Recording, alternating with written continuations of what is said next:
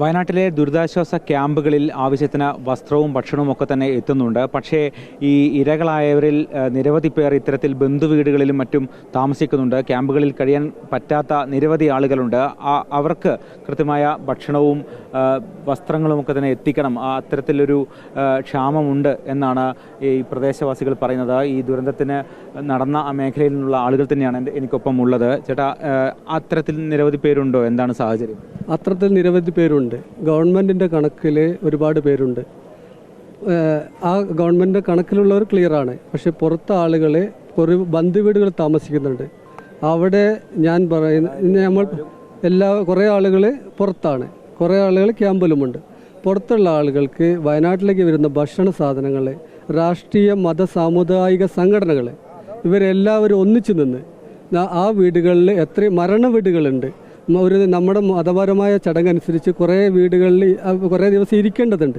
ആ വീടുകളിലേക്ക് സാധനങ്ങൾ, ഇവിടെ വരുന്ന സാധനങ്ങൾ എല്ലാവരും പട്ടിണി കിടക്കാതിരിക്കണം. വയനാട്ടിലെ ഒരാളും പട്ടിണി കിടക്കരുത്. വയനാട്ടിലെ ഈ വന്ന സാധനങ്ങൾ നാശാകുന്ന സാധനങ്ങളുണ്ട്.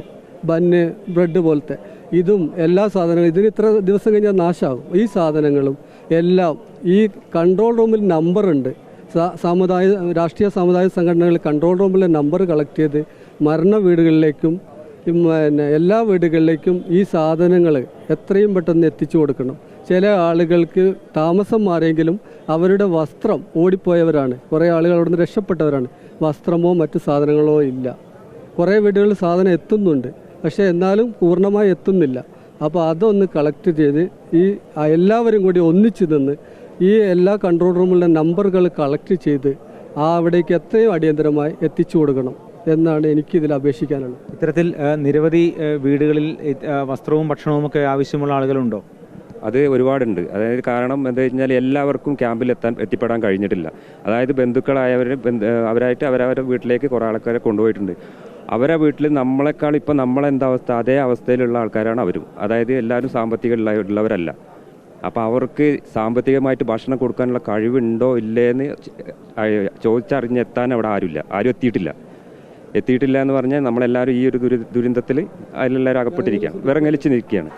അപ്പോൾ അതുകൊണ്ട് അങ്ങനെയുള്ള ഇവിടെയുള്ള ഭക്ഷണ സാധനങ്ങൾ കുറച്ച് അവിടത്തേക്കും എത്തിക്കാനുള്ള ഒരു സംവിധാനം ചെയ്യണം എന്നാണ് ഈ ഒരു സാഹചര്യത്തിൽ നമുക്ക് പറയാനുള്ളത്.